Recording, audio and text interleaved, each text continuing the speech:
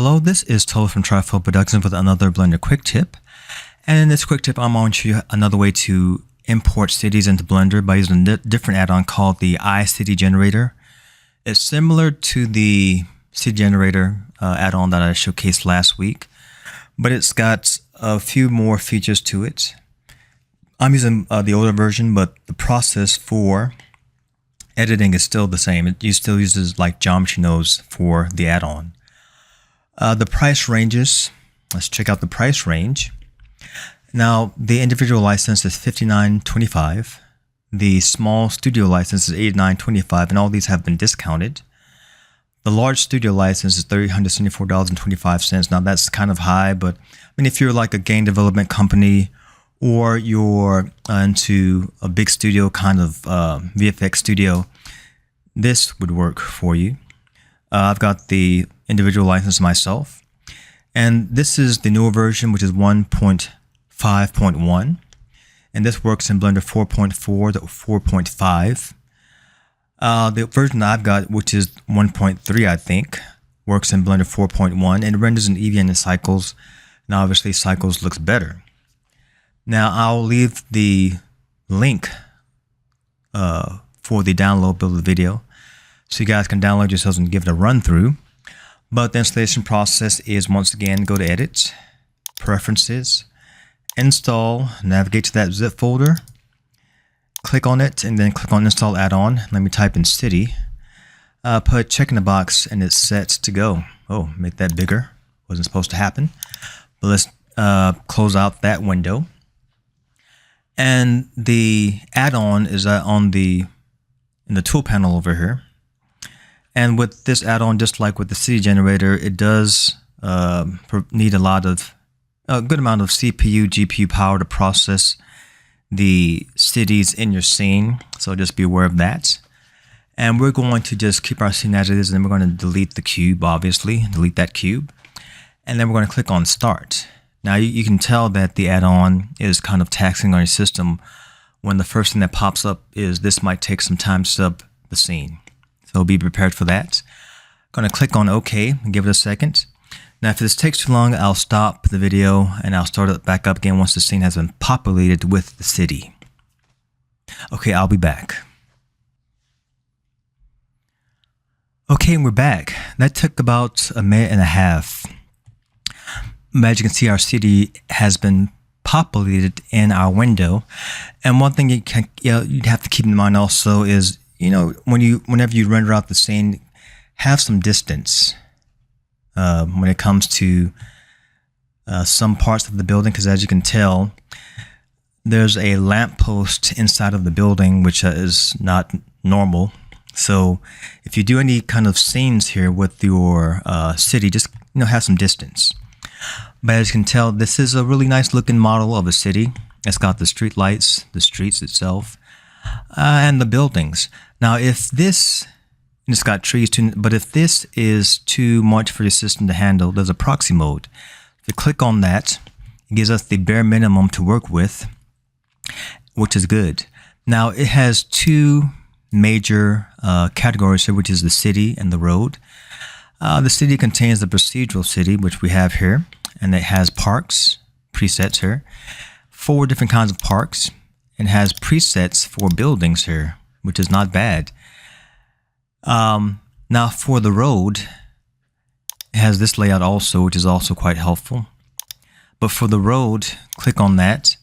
You have all your assets here: light, trees, bollards, cars. Because this is the older version, cars are not in this version, but I think in the newer version they exist. I have textures for the streets. You have different kinds of benches to choose from here. Services, you can apply random fire hydrants, mailboxes, trash cans, things like that in your scene. Traffic light can change the color of it, the wattage, so that's pretty nice. The signs, you can change that to the imperfections. Now this one is the one that has the leaves in it, manholes, water drainage, small imperfections, things like that. Trash on the streets. City generator does not have that, but Icity does. So with City Generator, it's got the traffic simulations and cars in the older version. And then with Icity, it has the trash and leaves and things like that. So it has all those imperfections that should be laid on the street to give it a more realistic look. So I'm just going to like kind of go over as much as I can, but not get too far into it so that the tutorial doesn't extend out too long. If you need more help in terms of the tutorial, in terms of how to learn how to use this, you have links there for YouTube, the developers YouTube, the Discord community. Can report a bug if it's kind of buggy, and the documentation is there too, so that's helpful. But let's go back to the top. Let's start with the city. Now, to edit this city or to expand it, you can either press tab on your keyboard or press edit city. Let's go edit city. Left click on that. Now we're in edit mode. Now if we go to the top view, let's move our scene over. Press Ctrl R to create a loop cut right in the middle. Left click. And as you can see, it just split our city into two and it added more buildings for us. Now if we go into the side view, we can see that it looks well laid out. It's giving us more lights to work with, more buildings. You can expand the city also. Go into edge mode, left click on that edge, click on your move gizmo, and let's drag it on the y-axis. Pull this out. And as we expand it out just like it was with the city generator, the more we expand our scene here, the more it adds buildings, trees, lights, and roads and so on and so forth to our scene, which is great. So we can get out of edit mode by clicking on that. And let's get out of proxy mode so we can see what our city looks like in all of its glory. Click on proxy mode to get out of that, and you can see it's added, all kinds of things to the top of our building, satellite dishes, lights, windows, so on and so forth. It looks like these are solar panels, antennas, access points, water tanks, all kinds of stuff. So that's pretty nice. Now, when you go to park, if you want to add a park in the scene, go back in edit mode. And let's give it some time to do that. Then click on face selection, left click on that icon, and left click on any face in your scene. I'm going to left click on this one. And then when you go down here, you can see that it has settings for the offset on the X, offset on the Y, and rotation on the Z axis. All you have to do is just click on assign, and it'll put the thumbnail of this park in the scene, and there we go. And it's just not like a flat park. It's got some topography added to it with the slopes of the hills, open spaces for benches, the water fountains over here. You can see trees, so that's pretty nice. If you want to go back to the building aspect of it, in terms of you wanting it to go back to the way it was before, all you have to do is click on procedural and then click on having that still select. This is the only option here. This is the only thumbnail for the procedural buildings.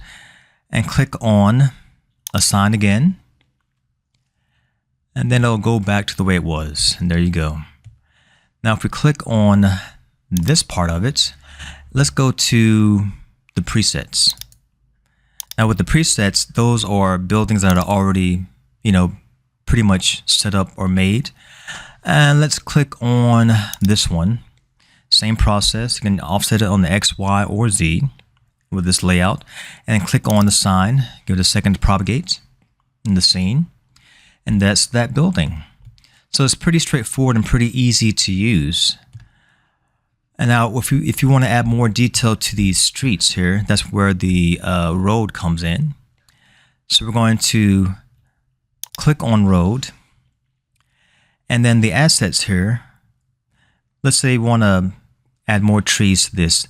You have to go into edge, like we want the trees or traffic lights or the bollard. I think that's how to pronounce that. I think that's a European word. I've never seen it before in American English. But you can choose the bollard, whatever you want to do. Go into edge select mode, click on that. Click on our edge there. And let's click on a tree here. Let's scroll down to see our tree selection, left click in there. And let's add a palm tree to the scene, to that street. So we're going to click on that.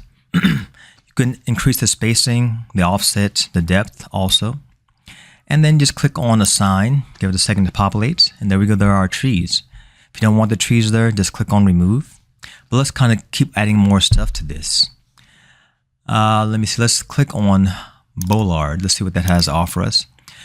Let's say we want to have a scene that's depicting, Hollywood. They usually have like these roped off areas in Hollywood. Let's click on that. Same process. Have that edge selected and click on the sign. Give it a second. And it's giving us all these little roped off areas. Now, obviously this is too much, but you can increase the spacing, the offset, and so on and so forth. You can just click remove and then they're gone. So it has a lot of options here. I want to check out the imperfections also. So if you click on imperfections, you can see that it has options for the leaves, the manholes, spacing, water drainage, so on and so forth. So it's got a lot of cool features attached to it. So it's just pretty straightforward add-on, easy to use. Let's check out how it looks when it's rendered out. That's because this is that's what we want to see pretty much. Let me give it some chance to populate here. Let me go back to our palm trees. There we go. You get a good position here. And I'm going to get out of edit mode by clicking on edit city. So we're back in the full texture mode of the city. I'm going to change my viewport here. EV to cycles, CPU to GPU compute, samples 128, enter. Let's change the way the world looks here, because I want to turn from like a gray color to like a sky blue. That's always my choice. And there we go. So we're going to do a countdown again like we did the last time. And hopefully Blender won't crash like it didn't crash up the last time either. That's pretty cool. Let's get this angle here. Okay. Oh, let's put it in the sun so we can see what we're looking at. Okay, so Shift A. Light, sun. I'm going to pull this up and pull it out. Okay. Right now it's kind of intense. Let's almost not that intense. Let's put it down to put it up to 2 and change it to like a yellow color. A little bit darker. Okay, here we go. Okay, here we go. Countdown time. 3, 2, 1, go. Let's give it a second to populate. It seems to be a little bit faster than the city generator when it comes. Oh, that was fast. I didn't expect it to be that fast, but yeah, that's fast. So yeah, it's got all these elements here, so it does look nice. It has some really solid textures to it. The textures, to me, the textures for the city generator look more realistic. This looks more like for a game engine, but if it's from a distance, it's fine. The trees look pretty good. Also, the streets look great. So yeah, and it actually responds better than the city generator add-on because I can move easily in the viewport and Blender's not freezing or crashing up. So yeah, so that's it. And reflections are pretty solid too. So yeah, this is the Icity add-on. Does a great job of creating cities fairly easily in Blender. Gives you a lot of options. Look at all the leaves on the tree, or the leaves on the street, I mean. Zoom into that a little bit. Let's scroll up here. There we go. So this has leaves scattered on the streets. Has all these imperfections in the street. So that looks great. So that's a pretty solid add-on. I like it quite a bit, and it does a great job of creating cities fairly easily in Blender. And that's today's Blender quick tip, the Icity add-on. Hope you guys learned something from the tutorial.